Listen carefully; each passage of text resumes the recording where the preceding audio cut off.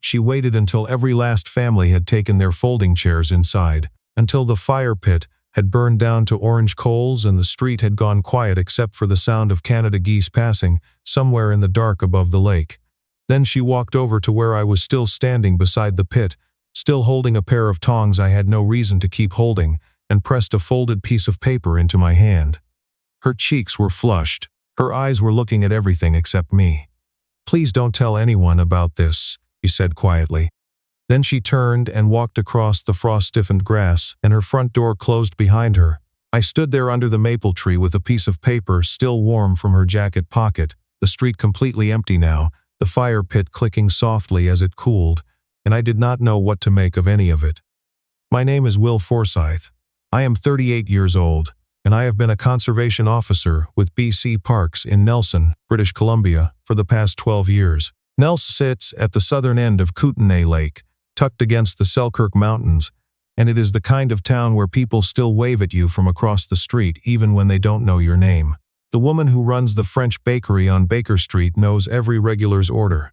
The guy who does small engine repair out of his garage on Josephine keeps a coffee pot going and will talk your ear off for an hour if you let him. I was married once. Her name was Carolyn. We lasted 5 years, no children. She had gone into a outing when we first got together, working for a small firm in town, and for a while Nelson felt like exactly the right place to be. But ambition is a patient thing, and what Carolyn really wanted was a partnership at a Vancouver firm. A condo, with a view of the inlet dinner parties, where people talked about portfolio strategy and which neighborhood was up and coming. She was not wrong for wanting those things. She was just wrong to think she could eventually want different ones instead. We signed the papers on a rainy Thursday in October.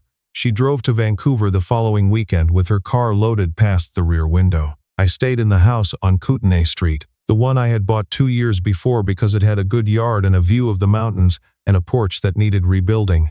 I rebuilt it over a long weekend in May, plank by plank. I restained the cedar siding. I planted the garden beds with whatever the nursery on the highway had left at the end of the season. I settled into a rhythm that felt like breathing. 7 to 5 in the field, evenings to myself, backcountry patrols in the summer, ice safety calls in the winter. I was not lonely. I had simply learned the difference between being alone and being lonely, and the first one suited me well enough. Hazel Drummond moved in next door at the start of March, 7 months before that Thanksgiving block party. She was a high school science teacher at the secondary school down near the waterfront, transferred up from Kamloops after 10 years there. She arrived in a rented truck that was 3 sizes too big for the driveway, with a sectional sofa that could not make the turn through her front door, no matter which angle she tried. I was home that afternoon finishing a field report. I heard the truck, looked out the kitchen window, and went over without thinking much about it. Between the two of us and her friend who had driven the truck, we got the sofa in through the back door, took the hinges off first, and had everything settled by 4 in the afternoon. She thanked me the next morning with a loaf of sourdough still warm from the oven, left on my porch with a small handwritten note. From the woman next door who now owes you approximately 1 favor. I kept the note on the counter for 2 days without entirely understanding why. After that we settled into a comfortable neighborly routine. A wave when checking the mail, a hello across the cedar hedge between our yards, occasional exchanges about whether the city was going to finally repave the road or whether the bears would be bad up in the watershed that autumn, polite and warm and just far enough apart to feel safe for both of us. The Thanksgiving block party on Kootenay Street was an October tradition, the Canadian one, second Monday, not the American one, though a few of the transplants from south of the border always mixed that up. 6 or 7 households would push cedar tables together in someone's backyard, string lights across the fence lines, and share whatever they brought. I always managed the fire pit. Hazel brought a dish her mother had taught her, a roasted squash and wild rice thing that disappeared faster than anything else on the table. She spent most of the evening near the far end with the group of women who had gathered around the desserts, laughing and passing plates, and I thought nothing of it. I thought nothing of it either when she stayed after everyone else had left and offered to help collect the paper plates. I thought nothing of it until the paper was in my hand and she was across the lawn and her door was closed. I went inside and sat at my kitchen table and unfolded it under the light above the stove. Her handwriting was neat, precise, the kind developed over 10 years of writing feedback on student assignments. The note asked me to pretend to be her boyfriend for 10 days. Her parents were coming from Winnipeg to visit, and her father had arranged, without telling her, to have Clive Beaumont come up to Nelson during that same visit. Clive was the son of her father's oldest friend, a commercial real estate developer based out of Kelowna, someone she had met once at a family Christmas in Winnipeg, and spent the entire dinner listening to him describe his Okanagan development projects and density ratios without asking her a single question about herself. She wrote, "I know this is an enormous ask. You're the only person here I trust enough to ask it of, and I don't want the neighbors to know. I would be too embarrassed. If you agree, knock on my door tomorrow morning at 8. If you don't, pretend this note never existed." I read it twice. I folded it back along its crease and put it in the kitchen drawer beside the box of twist ties and the dead batteries I kept meaning to throw out. I closed the drawer, opened it again. "Read the last line one more time." I closed it, but I already knew I would be knocking on her door in the morning. I was on her porch at 7:57.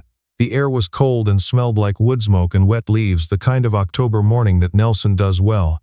She opened the door with slightly puffy eyes and I said, "I read it." She said, "And?" I said, "Get me a coffee and tell me the ground rules." She smiled. It was the first time I had ever seen her smile without any reservation in it at all. We sat at her kitchen table while she laid out the full picture. Her parents were traditional in the quiet, non-confrontational Winnipeg way, not controlling, just deeply anxious about her being far from family in a mountain town where she knew almost no one when she first arrived. Her father, Douglas, was retired from Manitoba Hydro. Her mother, Ruth, had run the family calendar for 30 years and was the kind of woman who expressed love through food and logistics. Clive Beaumont was their solution to what they saw as the problem of Hazel living alone in a small BC city, too far from anyone who knew her. Good family, solid income, properties all over the interior. She had met him once and spent the evening wishing she could leave without causing a scene. The ground rules were simple. She could hold my hand when her parents were nearby. No kissing. She said that clearly, eyes on the table. We would not build an elaborate backstory, just say we had been getting to know each other quietly over the past few months. Then she slid a piece of paper across the table, a handwritten list of questions her father always asked anyone new. Job stability, pension plan, home ownership situation, whether I wanted a family someday. I studied it for a moment, then looked up. "You prepped for this like a backcountry search briefing." She laughed, a real one, the kind that catches you off guard. It crinkled the corners of her eyes and made the kitchen feel 10 degrees warmer. "I'm a science teacher," she said. "I don't go into anything without a protocol." Her parents arrived on Thursday in a dark blue Camry that had clearly done serious highway kilometers. Douglas shook my hand with a grip that was evaluating more than greeting, looked me straight in the eye, and said, "Conservation officer, government work, that's steady." Ruth was warmer on the surface, but her eyes moved between Hazel and me the whole first evening, reading something I wasn't sure I understood yet. The first dinner went well. I talked about the Selkirk backcountry, about the bear activity that had been higher than usual this season, about the Kootenay Lake Ferry, and how it had never once run on schedule in any weather I could remember. I did not oversell anything. I just talked the way I normally talk, which is the only way I know how. Hazel sat beside me and touched my arm twice during the evening, light, easy, exactly as we had quietly worked out. But when I told a story about a black bear that had developed a specific grudge against the same camper's food box 3 summers in a row and waited them out with what could only be described as patience, she laughed in a way that had nothing to do with performance. It came out, before she could stop it. Involuntary and warm and entirely her, I noticed. I filed it away and kept talking. Her parents stayed for 10 days. I came by at least once a day, sometimes twice. We cooked together for Douglas and Ruth, a slow Sunday roast chicken, pierogies from Ruth's Winnipeg recipe on Wednesday, a venison stew on Friday with a cut from the local butcher on Hall Street. Ruth showed Hazel how to crimp the pierogies properly, the way her own mother had shown her, and Hazel's first 4 came out lumpy and she swore under her breath and then laughed at herself. One afternoon I noticed the back deck board was soft in the corner, the kind of rot that would go right through in another season. Nobody asked me to fix it. I just went and found her spare key under the terracotta pot by the back steps where she had once mentioned she kept it, pulled a cedar board from the scraps in my garage, and was on my knees with a circular saw when Ruth came outside to see what the noise was.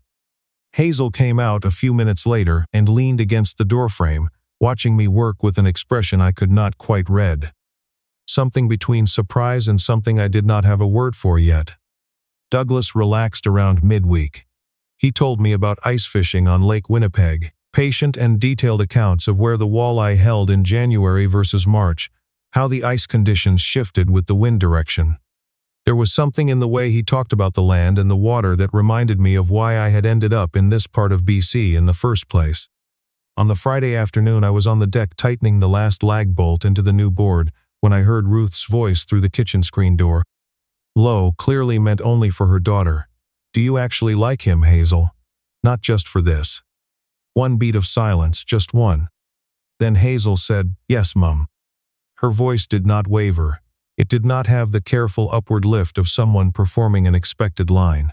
It was flat and certain, the way your voice sounds when you are finally saying something you have been carrying for a long time and are ready to put down. I stayed crouched on the deck with the wrench in my hand and my forehead almost touching the cedar railing.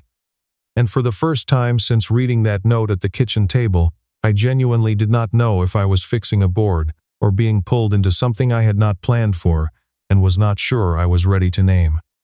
Wednesday night her parents went to bed early, and Hazel and I sat on her front porch with mugs of hot apple cider from the orchard market on the highway. The Selkirk Peaks were invisible in the dark, but you could feel them the way you always can in Nelson, that sense of the mountains holding the town on three sides. Neither of us spoke for a long time. It was not the silence of people who have nothing to say. It was the silence of two people, each holding something they were not ready to put down. She said quietly, "Thank you, I know this is a lot." I said, "It's less strange than you think." She turned and looked at me, and in the light coming off the porch lamp, I saw something I had been letting myself overlook for days. She was not looking at me the way you look at someone who is doing you a favor. She was looking at me the way you look at something you are afraid to reach for, in case it isn't really there. The expression lasted only a moment before she looked back toward the street. But it was long enough. I did not say anything. I was too afraid I was reading it wrong. On the last afternoon of her parents' visit, a black Range Rover pulled up to the curb without any warning. Clive Beaumont, Douglas had called him without telling Hazel, invited him to drive up from Kelowna for the weekend. Clive stepped out in a sport coat over a Henley, sunglasses pushed up on his head, the easy confidence of someone who has never walked into a room and felt unwelcome. His handshake was calibrated to an exact pressure. Lunch was the kind of tense that everyone could feel and no one wanted to name. Clive spent the first 20 minutes describing a mixed-use development he was financing near Vernon, the projected returns, the equity structure, the Phase 2 timeline. He turned to Hazel and asked if she had considered diversifying beyond a teacher's pension plan. Then he looked across the table at me, fork still in hand. "Conservation officer, what's the government pay scale on that these days?" The table went completely quiet. Ruth stopped pouring water. I set my fork down slowly, looked at Clive without any hurry and said, "Well enough. I stopped measuring it against other people's a long time ago." Douglas laughed. A real, full, completely genuine laugh I had not heard from him once all week. And something in the room shifted in a way everyone felt but nobody commented on. He was not looking at me anymore the way he had been that first day, measuring and reserved. He was looking at me the way you look at someone you have decided you can trust. Her parents and Clive left on Sunday morning. I stood at my kitchen window the next day looking at Hazel's house, curtains drawn. We went back to what we had been before, a wave across the cedar hedge, no visits, no shared meals, no evenings on the porch, but the silence between us had changed in a way I couldn't explain. Before, it had been comfortable, the easy quiet of two people who didn't need anything from each other. Now it was weighted, like a room where the temperature has just changed, and no one has said why. I opened the kitchen drawer and looked at the folded note sitting beside the twist ties and the dead batteries. I could not explain to myself why I hadn't thrown it away. 2 weeks later, Carolyn called. She was in Castlegar, 40 minutes south down the highway, and wanted to get coffee. I said yes because I couldn't think of a reason to say no. She showed up at my house that afternoon looking exactly as I remembered, composed, put together, the kind of person who always seems to have just come from somewhere. She said she missed Nelson. said leaving had been a mistake, that Vancouver wasn't what she had imagined, that she missed the mountains and the quiet mornings, and a life that didn't feel like it was always running somewhere ahead of her. I sat across from her and listened without saying much. I was not angry. I was just watching someone perform a version of regret I had seen before, the same way she used to rehearse difficult conversations in the bathroom mirror before dinner parties. She sat on my front porch in the same chair where Hazel had sat drinking cider in the October cold. Through the gap between our two houses, I saw Hazel's curtain move and then settle back into place. Carolyn came back 3 more times that week. On her second visit, she met Edna from across the street at the mailbox, and the two of them talked for a solid quarter hour, voices low, leaning against the fence post, the way that means information is being exchanged in both directions. Through a chain I still haven't been able to fully trace, the whole arrangement eventually came out. Clive had put the pieces together and mentioned something to Douglas. Douglas said something to Carolyn, and Carolyn told Edna with the delivery of someone expressing heartfelt concern. Hazel asked Will to pretend to be her boyfriend so her parents wouldn't push Clive on her. Poor Will, he's just too good-hearted to say no to anyone. Every single word was technically accurate. The picture it built was not. In a town the size of Nelson, on a street like Kootenay, that kind of story does not stay in one place. Within 4 days it had reached every household on the block. The same neighbors Hazel had been too embarrassed to confide in were now the audience for a version of events that made her look calculating and made me look like I had been quietly used. The community she had tried to protect by writing a private note rather than asking me openly at the party. They had been handed something far worse to talk about instead. Hazel withdrew completely, curtains drawn day and night. She stopped appearing at the mailbox when my truck was in the driveway. I knocked twice and got silence both times. The third time she opened the door about 6 inches, her eyes red, the color of someone who had not been sleeping properly in days. She said very quietly, almost so I had to lean in to hear, "I'm sorry I dragged you into this. You don't owe me anything." Then the door closed. I stood on her porch for a moment, looking at the painted wood. And that was when I understood, with the particular clarity that only arrives all at once after being slow to appear, what that note from the block party had actually been. Not a request for help. It was the only door she knew how to open. She had packed a confession inside a practical excuse, the way you wrap something you are terrified of breaking inside everything you can find. Because she had liked me. She had liked me quietly and genuinely for months, and the note was the safest way she could imagine to close the distance without saying the actual words out loud and watching my face. I drove to Castlegar the next morning and found Carolyn at the Tim Hortons on Columbia Avenue. I sat across from her, ordered nothing, and kept my voice level. "You told people about Hazel's arrangement." She tilted her head with the expression I still knew too well. "I only told the truth, Will. You told the truth the way you wanted it heard. You've always known how to do that. You did the same thing in our marriage, too." She did not respond. I stood up. "We ended 3 years ago. Today I'm just confirming that it ended for exactly the right reason." I walked out into the parking lot and did not look back. That night I sat at my kitchen table in the dark for a long time with only the stove light on. I opened the drawer and took out her folded note. Read it one more time. The neat handwriting, the careful phrasing, the last line about trust. Then I pulled the notepad from beside the phone and wrote by hand. My handwriting is nothing like hers, rougher, less even, letters that are not quite sure where they're going, but I meant every single word. None of it was pretend. Not for me. If you want to talk, knock on my door tomorrow morning at 8. If you don't, I understand. I read it back twice, folded it in half the same way she had folded hers, one crease pressed firm, and walked across the dark lawn to her house at 11 o'clock at night. The grass was cold and brittle under my boots. The porch light was off. The whole house was dark. I crouched down and slid the note under the gap at the base of her front door and listened to it whisper across the tile on the other side. Then I walked home, sat back at the kitchen table, and waited for morning. I did not sleep. 7:49, making coffee, my hands not entirely steady on the pot. 7:52, opened the cabinet, took out 2 mugs, put one back, took it out again. 7:55, wiped the counter. The counter was already clean. 7:58, stood near the window facing her house, the street still gray and early frost on the windshields, somewhere above the lake, geese. 7:59. Then a knock, soft, twice. The kind of knock that sounds like someone afraid that doing it any harder will break something that has already come very close to breaking. I opened the door.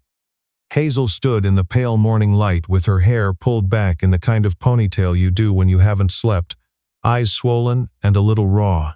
She was holding my note in both hands, carefully, the way you hold something you don't want to crease further. She didn't say anything.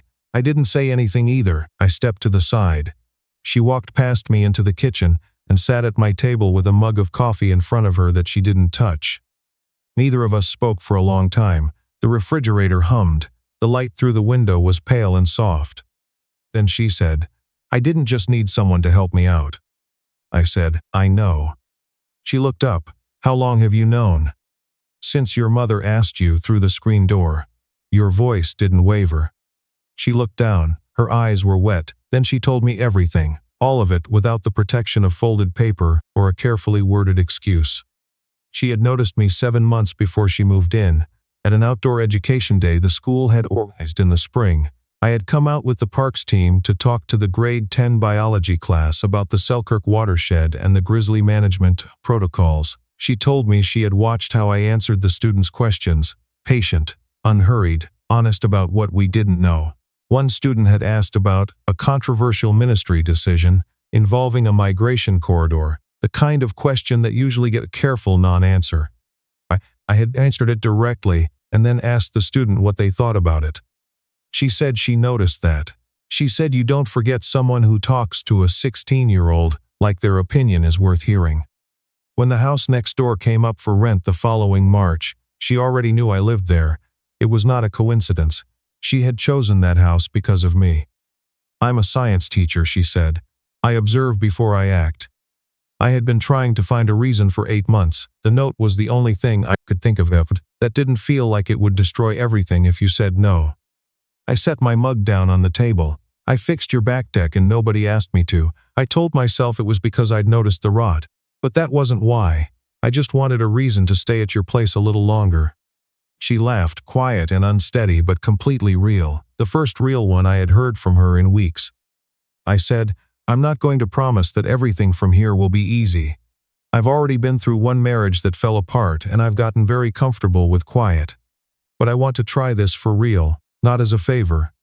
She reached into the pocket of her sweatshirt and placed my note on the table beside her original one, the one I had taken from the drawer the night before and never put back. 2 pieces of paper side by side on the old kitchen table, 2 sets of handwriting, 2 separate acts of terrified honesty. She said no ground rules this time. I said just one, honest. She nodded. And for the first time since the Thanksgiving party, the silence between us felt the way it had used to, back when we would stand at the cedar hedge and talk about nothing much for 20 minutes without noticing how long we had been standing there. Not heavy, not full of things unsaid, just quiet, the good kind. There was no announcement, no moment anyone could point to. We started with small things, the kind of ordinary gestures that feel like nothing on any given Tuesday, but add up, week after week, to a life you cannot imagine without. I brought coffee to her back steps before she left for school, walking across the cold grass in the gray morning with 2 mugs balanced in my hands. She left the kitchen light on during my overnight backcountry shifts, and I could see it from the park's office window at 2 in the morning when I was filing reports. A warm yellow square across the dark yard, and it made the long nights feel shorter in a way I would not have been able to explain to anyone who had not stood in that parking lot at that hour and felt it. Edna noticed. Of course she noticed. You cannot hide much on a street where everyone recognizes every car in every driveway. One Saturday morning she looked over the hedge, saw the 2 of us sitting on my front steps with our coffee, and gave a slow single nod, the kind that says everything without opening her mouth. The rumor faded on its own, the way mist burns off the Selkirks by mid-morning, not all at once but steadily, until you look up and the ridgeline is clear. 3 months in, Hazel started leaving small things in my kitchen drawer. A spare marking pen first, then a rain jacket she claimed to keep forgetting, then a pair of indoor shoes in case the weather turned when she was already over. I started keeping my good coffee beans at her place, because her grinder was better than mine. She reorganized her bookshelf one Saturday and added a section at eye level, Specifically for the field guides, she said. I always ended up pulling out when I was there anyway. Neither of us said anything that sounded like a milestone. It just happened the way water finds where it is going, quietly, without anyone directing it. Ruth called one Thursday morning to ask how the winter was treating us, and before she hung up she mentioned she had mailed Hazel the family pierogi recipe, the whole thing written out by hand the way her own mother had written it for her, with a note at the bottom of the recipe card. Make sure Will tries the ones with potato and cheese. He'll like those ones. Just those 4 words. They told me more than any formal welcome ever could have. The following Thanksgiving, Hazel and I set up at the block party together. Same cedar table, same fire pit, same neighbors with the same folding chairs, same abattoir dark with the geese somewhere above the lake, but this time we set up as one household instead of 2. She brought her roasted squash dish. I managed the fire. Same rhythm as the year before, but this time she stood beside me, shoulder against mine, handing me the tongs before I thought to look for them. Edna came by with a plate of butter tarts and watched us for a moment. Last year, she said. You two were sitting 3 chairs apart. She looked at the space between us, which was none. Now I couldn't fit a piece of paper between you. She had no idea how completely true that was. 6 months after that second Thanksgiving, January in Nelson, the Selkirks buried in fresh snow, streets gone quiet by 7 in the evening, I came home after a 36-hour search and rescue call-out in the backcountry, still wearing my mud-crusted uniform and smelling like cold spruce and wood smoke. Hazel was on my couch with a stack of student essays and a wool blanket over her legs. The kitchen light was on. Coffee was still warm on the burner. On the kitchen table, a folded piece of paper. Same handwriting, neat, slightly right-leaning, unhurried. This house has felt like mine since the first time you let me in. I want it to always be that way. I stood in the kitchen in my dirty uniform and read those 2 sentences until they went blurry. Then I folded the paper along its original crease, opened the kitchen drawer and placed it carefully beside the other 2. 3 folded pieces of paper, hers, mine, hers again. 3 separate acts of courage, pressed flat and kept. I closed the drawer. I looked over at her on the couch, and she was watching me over the top of the stack of essays, with an expression she wasn't trying to manage. Do you want to hear my answer? I said. Or should I go have a look at that loose board on the back fence? She stared at me for half a second, not quite following. Then she understood, and she laughed the way she had laughed that first morning at her kitchen table when I'd called her prepared for this like a backcountry briefing, full and unguarded and entirely her. The fence is fine, she said. I know. 1 year later, Hazel's name was on the deed beside mine.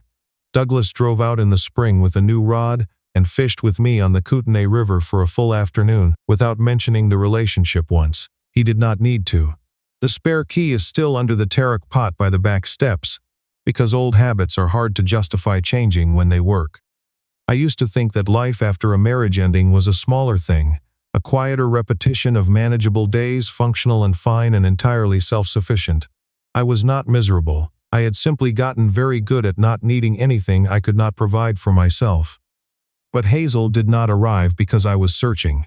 She arrived because she had already found me, 7 months before she knocked on my door, with a truck full of furniture and a sofa too wide for the hallway.